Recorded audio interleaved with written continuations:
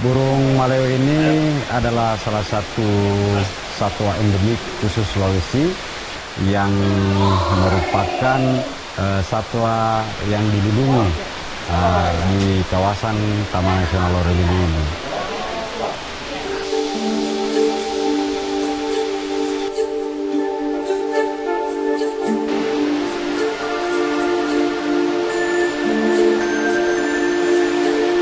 Salah satu habitat burung maleo yang masih dapat dijumpai di Sulawesi Tengah adalah di Saluki, kawasan Taman Nasional Lorelindo.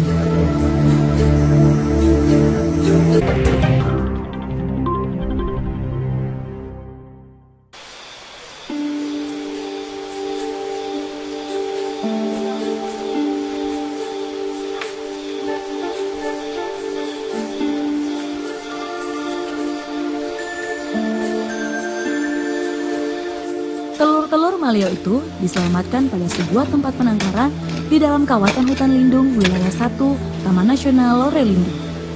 Dan hingga kini, kurang lebih 800 anak maleo hasil penetasan sudah dilepaskan ke habitatnya.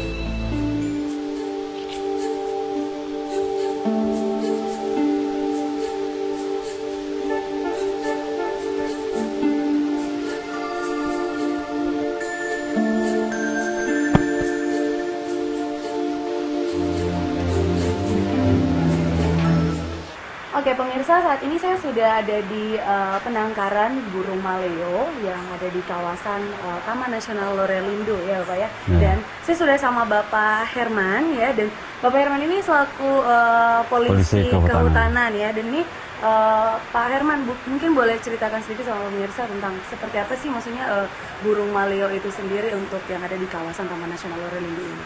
Burung maleo ini adalah salah satu satwa endemik khusus Sulawesi yang merupakan satwa yang dilindungi di kawasan Taman Nasional Lorelindo ini. Burung maleo ini juga merupakan maskot Provinsi Sulawesi Tengah ya, berdasarkan SK Gubernur tahun 90.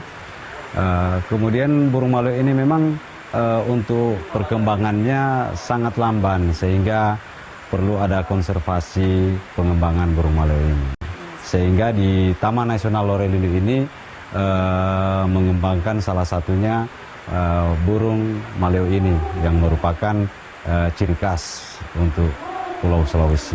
Pulau Sulawesi, karena memang burung maleo ini hanya ada di Sulawesi sendiri seperti itu ya. Dan ini sebenarnya kalau berbicara tentang burung maleo sendiri ini ada kalau sepintas mungkin kalau kita lihat ya, mungkin untuk beberapa orang awam mungkin melihat kayak burung maleo ini sepintas terlihat seperti ayam ya, seekor ayam ya. Cuman agak sulit untuk membedakan yang mana betina, mana jantan. Bagaimana biasanya kalau untuk melihat ciri khas dari burung maleo itu sendiri? Kalau untuk burung maleo sendiri itu kalau dia sudah dewasa seperti yang ada ini, dia yang jantan itu lebih cenderung banyak berkicau ya dia mengeluarkan suara itu untuk mengalihkan perhatian untuk betinanya. Kemudian dia memperlihatkan keperkasaan dia sehingga daya tarik untuk sang betina itu mendekat kepadanya. Kalau prosesnya sendiri untuk burung maleo ketika bertelur ini seperti apa dia maksudnya? Ya, kalau proses bertelurnya burung maleo itu sebenarnya sama saja dengan satwa-satwa lain, unggas-unggas lain. Cuma dia prosesnya agak berbeda karena dia kalau bertelur, telurnya dia harus benamkan ke dalam tanah. Karena seperti ini. Nanti kalau di alam bebas dia menggali, kemudian proses penggaliannya itu dia harus bergantian. Kalau seandainya betinanya yang menggali, yang jantannya itu mengawasi keadaan agar supaya betina pada saat menggali lubang itu dalam keadaan aman. Begitu juga sebaliknya, kalau jantannya yang menggali, betinanya yang mengawasi. Nah, sehingga pada saat betinanya akan bertelur, dia harus bisa mendeteksi suhu yang ada dalam tanah itu. Panasnya 32 sampai 34 derajat. Oh, gitu. Apa saja sih hewan-hewan predator yang maksudnya bisa membahayakan burung maleo ini sendiri? Kalau untuk khususnya predator itu yang paling membahayakan itu hanya dua sebenarnya.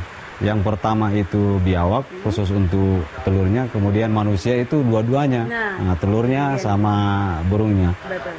Itu yang paling berbahaya. Jadi harus memang Iya. betul perlu lah ya, maksudnya Iya. seperti Pak Herman dan juga teman-teman lainnya. Tapi sebenarnya Pak Herman sudah berapa lama sih masih bekerja sebagai polisi kehutanan ini?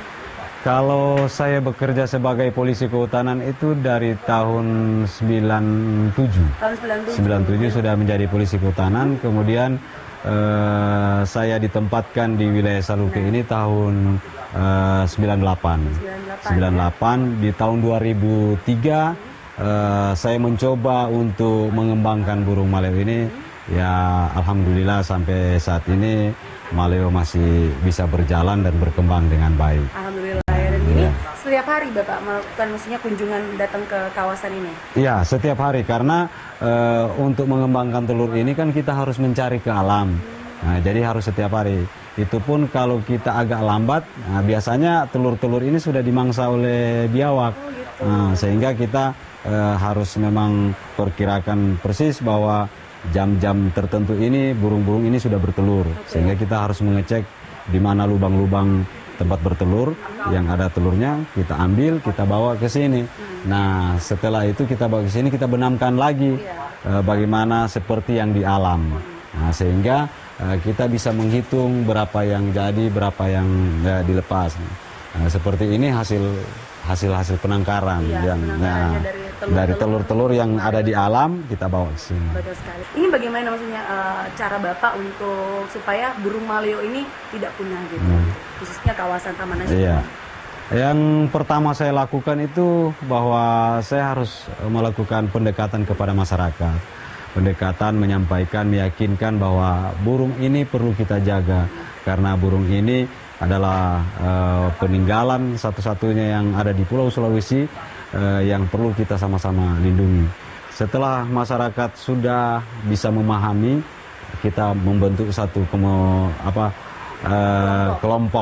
kelompok yang ikut membantu sehingga kelompok ini fungsinya untuk bagaimana bisa mengamankan di wilayah kawasan ini, juga untuk membersihkan, kemudian mereka juga membantu di masyarakat memperbaiki jalan akses kemari, kemudian mereka juga membantu menyampaikan kepada masyarakat bahwa burung ini dan yang ada di kawasan Taman Nasional ini semua harus dilindungi karena itu berguna untuk anak-anak dan cucu-cucu kita ke depan. Nah, dan ini ada harapan nggak sih Pak untuk kedepannya khusus untuk burung maleo ini sendiri, maksudnya kepada masyarakat supaya mungkin bisa lebih ikutan juga berpartisipasi melindungi yang namanya satwa endemik yang kita miliki di Pulau Sulawesi ini?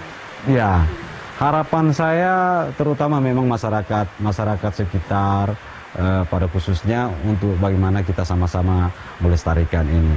Kemudian tentu dukungan dengan masyarakat luas ya, yang mungkin yang mempunyai keinginan untuk berkonservasi khususnya di burung maleo ini, marilah kita sama-sama. Kemudian khususnya untuk pemerintah, barangkali akses jalan yang menuju kemari mungkin bisa diperhatikan, karena diperbaiki lagi ya. Bisa mengundang para wisatawan. Karena di sini bukan cuma wisatawan lokal, tetapi sudah seluruh asing banyak. Cuma mereka terkendala dengan akses jalan.